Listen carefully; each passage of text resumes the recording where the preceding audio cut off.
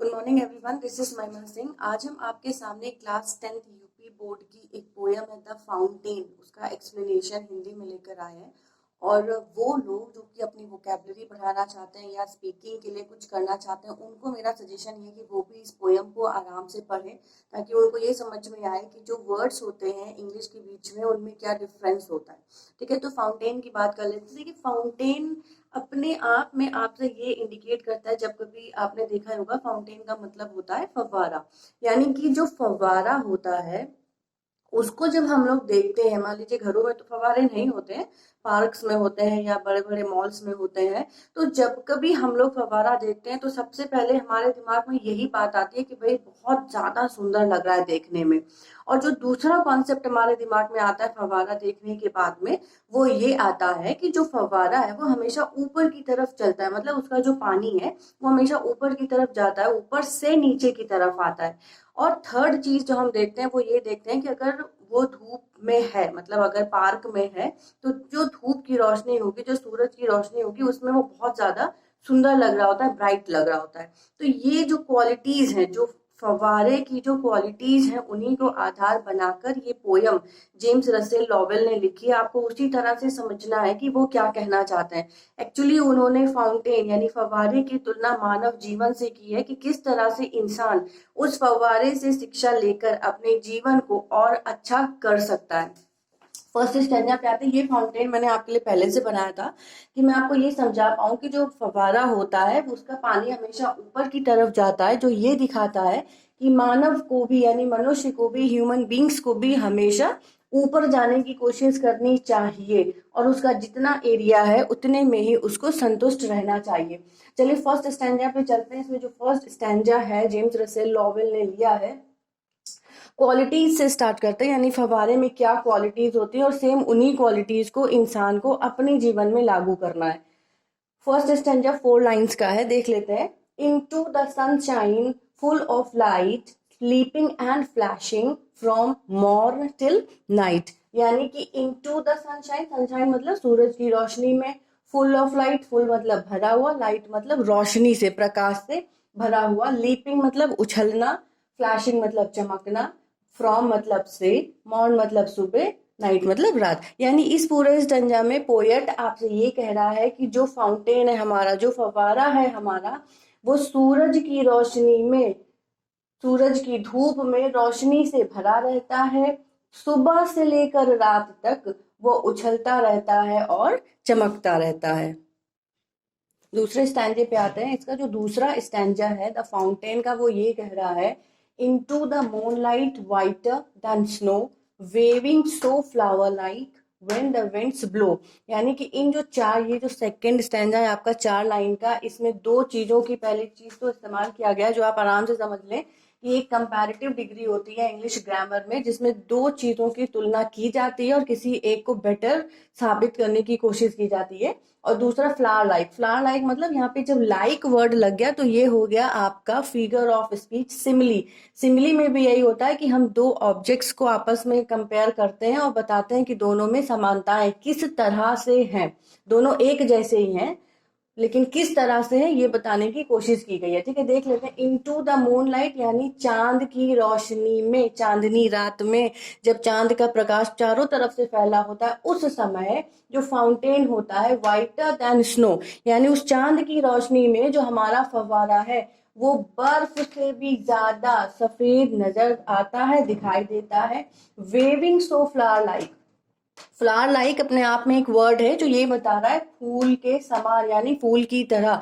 तो आपने ये देखा होगा कि जब बहुत तेजी से हवा चल रही होती है तो जो फूल की जो डाली होती है, फूल जो होता है वो इधर उधर हिलता रहता है। ठीक उसी तरह से जब हवा चलती है, विन द विंड्स ब्लो, जब हवा चलती है तो वो जो फव्वारा है उसके जो, उसका जो पानी है, जो ऑब्जेक्ट है, वो हवा के साथ ही इधर उधर बहता रहता है। तो ये दो चीजें आपका समझना जरूरी है कि यहाँ पे कंपैरेटिव डिग्री है, दोनों में तुलना की जा रही है कि बर्फ के समान, बर्फ से भी ज्यादा वो सफेद दिखाई देता है। यहाँ पर आपका सिमिली है कि वो फूल के समान, यानी फव्वारा फूल के समान हवा में इधर उधर बहता चला जाता है। थर्ड स्टैंजा देख लेते हैं। Into the starlight rushing in spray, happy at midnight, happy by day. यानी इस थर्ड स्टैंजा में जो पोएट है वो आपसे ये कहना चाहता है कि जो हमारा फाउंटेन है वो into the starlight rushing in spray, ठीक है। स्टारलाइट समझे ना, स्टार से स्टारलाइट बना कि जो हमारा फवारा है वो तारों की रोशनी में अपनी फुहार को तेजी से इधर उधर फेंकता है। आपने देखा होगा कि जो फवारा होता है उसकी रोशनी बहुत, उसके जो फवारे होते हैं मतलब उसके जो फुहार होती है वो हमारे ऊपर भी पड़ जाती है अगर हम इधर से गुजर जाता है। यानी कहने का ये मतलब है कि जो फवारा है वो अपने फुहार को चारों तरफ से फैलाता है, लोगों को आनंदित करता है। हैप्पी एट मिडनाइट, लेकिन हमारा जो फवारा है वो आधी रात में भी खुश रहता है, हैप्पी बर्थडे, और दिन में भी खुश रहता है। यानी पोएट ये कहना चाहता है, ये सीख दे रहा है कि इंसान को भी फवारे की तरह ही हमेशा खुश रहना चाहिए, वो दिन हो या फिर रात हो। नेक्स्ट स्टैंजा देख लेते हैं। इसका फोर्थ स्टैंजा ये है, ever ever in motion blithesome and cheery still climbing heavenward never aweary. यानी एक और खूबी फवारे की कवि आपको ये बताना चाहता है कि एवर इन मोशन यानी जो फवारा है वो हमेशा गति में रहता है। ब्लिथसम एंड चेयरी, मैंने हर एक की मीनिंग लिख दी, आप आराम से उनको आपस में टैली कर लीजिए, लेकिन देखिए कि मीनिंग कैसे लाना है। Ever in motion blithesome and cheery, यानी पोएट ये कहना चाह रहा है कि जो फव्वारा है वो मोशन यानी गति में ही अपने आप को खुश और मुस्कान युक्त महसूस करता है, वो सदैव गति में रहता है। Still climbing heavenward never aweary, यानी जो फव्वारा है वो सदैव ऊपर की तरफ जाता है और कभी भी थकता नहीं है। यानी इंसान को भी हर परिस्थिति में खुश रहना चाहिए और उन्नति प्रोग्रेस करने की कोशिश करनी चाहिए। नेक्स्ट स्टैंजा देख लेते हैं। Glad of all weathers still seeming best upward और डाउनवर्ड मोशन दाई रेस्ट, यानी एक और खूबी जो फवारे के अंदर जेम्स रसेल लॉवेल को नजर आई वो ये कह रहा है कि ग्लैड ऑफ ऑल वेदर्स, यानी जो हमारा फवारा होता है वो हर मौसम में खुश दिखाई देता है। स्टिल सीमिंग बेस्ट, हर मौसम में खुश है और अच्छा दिखाई देता है। अपवर्ड और डाउनवर्ड मोशनदायी रेस्ट, मोशनदायी रेस्ट मतलब पोएट इस लाइन को पहले लेगा और इसको बाद में लेगा। यानी पोएट ये कह रहा है कि सदैव गतिमान रहना ही, चाहे ऊपर की तरफ जाए या फिर नीचे की तरफ जाए, लेकिन सदैव गतिमान रहना ही जो हमारा फव्वारा है वो उसका आराम करना होता है। यानी मनुष्य को इस पोयम से ये सीखनी है कि उसको हर परिस्थिति में खुश रहना चाहिए और परिस्थितियां कितनी भी कठिन हो उसको निरंतर प्रयास करते रहना चाहिए। नेक्स्ट स्टैंजा देख लेते हैं जो हमारा 6 नंबर है। Full of nature nothing can time changed every moment it's ever the same. इस पूरे स्टैंजा में जो हमारे पोएट है वो ये कहना चाहते हैं कि जो हमारा फवाला है full of nature nothing can tame, tame मतलब वश में करना, हर एक चीज की हमने मीनिंग लिख दी, आप आराम से देख लें। पोएट ये कहना चाह रहा है कि जो फव्वारा है वो प्राकृतिक गुणों से भरा रहता है, कोई भी उसको अपने वश में नहीं कर सकता, उसको पालतू नहीं बना सकता है।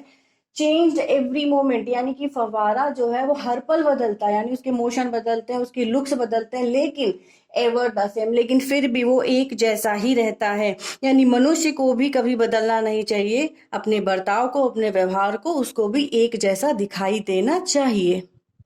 7th स्टैंजा देख लेते हैं। Ceaseless aspiring ceaseless content darkness और सनशाइन दाई एलिमेंट, यानी पोएट इसमें भी बहुत अच्छी खूबी फवारे की बता रहा है, वो ये है सीजलेस मतलब लगातार, एस्पायरिंग मतलब ऊपर उठने की इच्छा। यानी पोएट ये कह रहा है कि जो हमारा फवारा है वो उसको हमेशा, उसके अंदर हमेशा ऊपर उठते रहने की इच्छा रहती है।